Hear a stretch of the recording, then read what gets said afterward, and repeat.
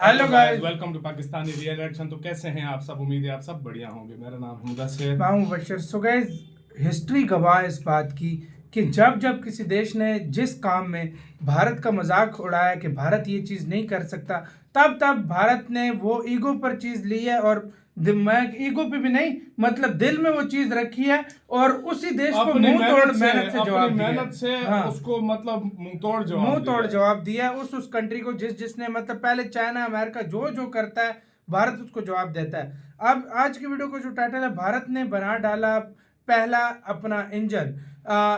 America ने उड़ाया था मजाक, सफल हो गया मतलब प्रोजेक्ट। मतलब अमेरिका ने मजाक भारत को उड़ाया था कि ये भारत ये शायद नहीं कर सकता। अब ये किस चीज़ का इंजन है पहले तो हम ये देखेंगे।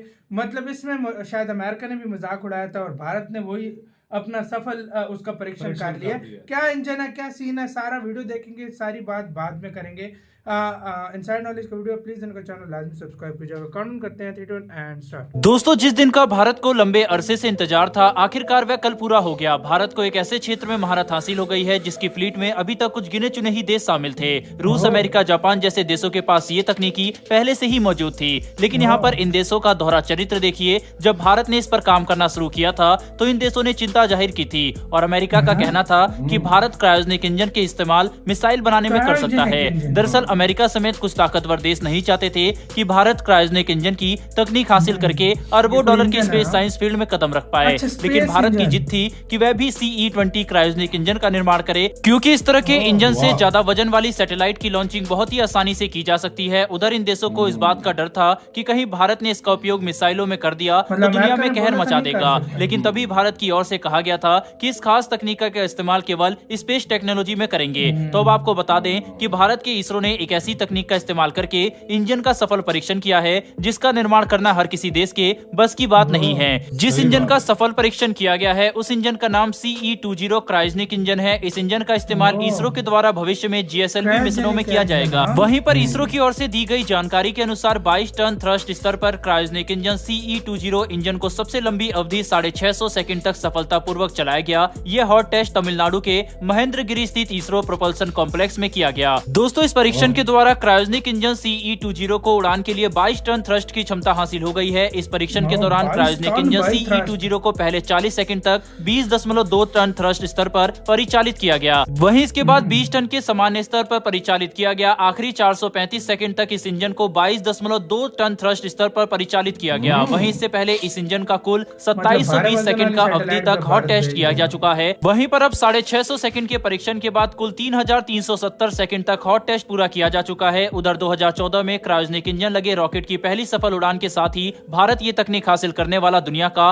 टॉप 6 देशों में शामिल हो गया था। लेकिन इस पहली उड़ान के 8 साल बाद ही 2022 के जाते जाते भारत ने इस क्षेत्र में नया कीर्तिमान रच दिया है। आमतौर पर सैटेलाइट लॉन्च करने तक रॉकेट इंजन 3 प्रमुख स्टेज से गुजरते हैं। पहले स्टेज में इंजन में सॉलिड रॉकेट बूस्टर का इस्तेमाल होता है। इसमें इंजन में सॉलिड फ्यूल होता है। वहीं पर इस स्टेज के बाद जब सॉलिड फ्यूल जलकर रॉकेट को आगे बढ़ाता है तो ये हिस्सा रॉकेट से अलग होकर गिर जाता है। दूसरे स्टेज में लिक्विड फ्यूल इंजन का इस्तेमाल होता है। लिक्विड फ्यूल के जलने यानी दूसरे स्टेज का पूरा होते ही यह हिस्सा भी रॉकेट से अलग हो जाता है। तीसरे और आखिरी स्टेज में क्रायोजेनिक इंजन का इस्तेमाल होता है जो स्पेस में काम करता है। इसे क्रायोजेनिक स्टेज भी कहा जाता है। यहाँ पर क्रायो शब्द का मतलब होता है बेहद कम तापमान, यानी कि ऐसा इंजन जो कि बेहद कम तापमान पर काम करे उसे क्रायोजेनिक इंजन कहते हैं। क्रायोजेनिक इंजन में फ्यूल के रूप में लिक्विड ऑक्सीजन और लिक्विड हाइड्रोजन का इस्तेमाल होता है। इसे क्रमश -183 डिग्री और 253 डिग्री सेंटीग्रेड पर स्टोर किया जाता है। इन गैसों को लिक्विड में बदलकर उन्हें 0 से भी कम तापमान पर स्टोर किया जाता है। क्रायोजेनिक इंजन की तकनीक मुश्किल इसलिए होती है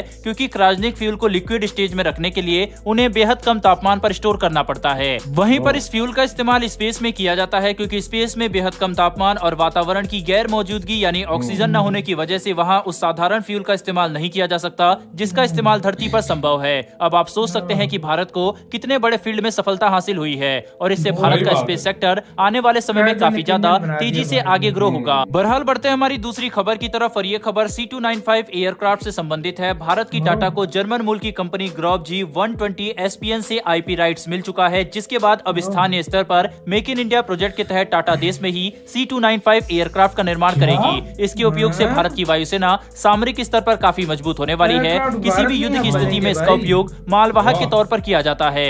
यह एयरक्राफ्ट 11 घंटे बाकी एक तक जहाज लगातार में भी उड़ान भारत भरने में शायद सक्षम बना होता रहा है है, वो भी और साथ ही हर मौसम हाँ में भाई। ये उड़ान भर सकता है। वहीं पर इस विमान को इस प्रकार से निर्मित किया जाएगा कि इसका उपयोग दिन रात दोनों समय पर किया जा सकेगा और समुद्र के ऊपर और पहाड़ों तक भी ये जा सकता है। C-29 मालवाहक विमान युद्ध में अहम भूमिका निभाता है। इनके द्वारा बहुत कम समय में किसी भी जटिल स्थानों पर युद्धक हथियार पहुंचाए जा सकते हैं और साथ ही एक जगह से दूसरी जगह सैनिकों को भी आसानी से एयरलिफ्ट कराया जा सकता है। वहीं पर इस एयरक्राफ्ट में पैराड्रॉपिंग के लिए दरवाजे भी लगाए जाते हैं, जिसका इस्तेमाल किसी भी समय सैनिक कर सकते हैं। वहीं पहले भारतीय वायुसेना C-295 के स्थान पर एरो 748 विमानों का उपयोग करती थी। एरो 784 विमान एक ब्रिटिश मूल के द्वारा निर्मित मालवाहक विमान था।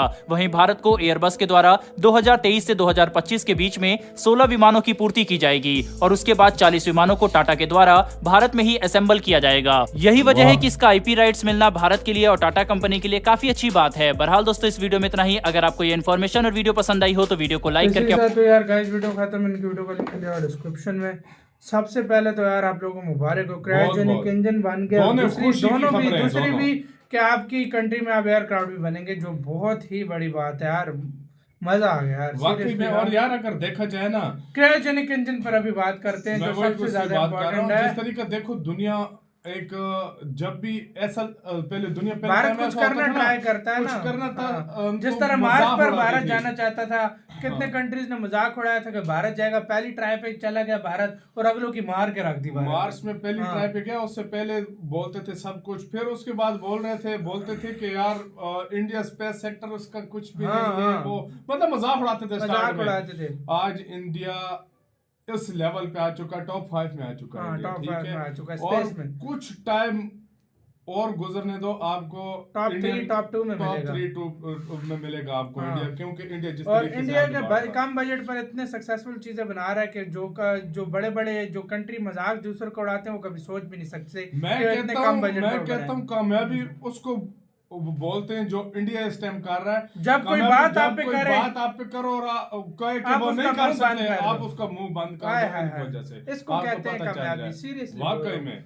और दुनिया जल जाए कि यार वाकई इंडिया जैसा देश, इंडिया जैसा मैं कहता हूँ महान देश, वो इतना कुछ कर सकता है जिसके ऊपर हम बात करते थे, तो वो उनको लग पता जाएगा। अब अमेरिका ने जो जिस पे बहुत बड़ी वो बातें अमेरिका ने कसी थी, आज जो मुंह छुपाता फिर रहा होगा कि भारत ने तो अब ये भी बना दिया। वाकई में। और दूसरा भाई मैंने ये चीज बहुत बार नोटिस की है भाई, भारत को जब भी कोई मतलब भारत को कोई इस तरह बोलता है, भारत एकदम वो माइंड में ले लेता है वो चीज। हाँ, और वो करके रहता है जिस चीज से भारत को इंडिया की मुझे एक बात बहुत अच्छी लगती है। इंडिया को वक्ती तौर पर इंडिया को कोई कुछ बोलता है, रिएक्ट नहीं करता। इंडिया बनाकर दिखाता है, कहता आप बोलो। अगले की बोलती अपने काम से इंडिया बंद कर। आपका क्या कहना है गाइस, इस पे अपनी राय कमेंट सेक्शन में दें। इधर वीडियो खत्म करते हैं। अपना बहुत ज्यादा ख्याल रखना तो है।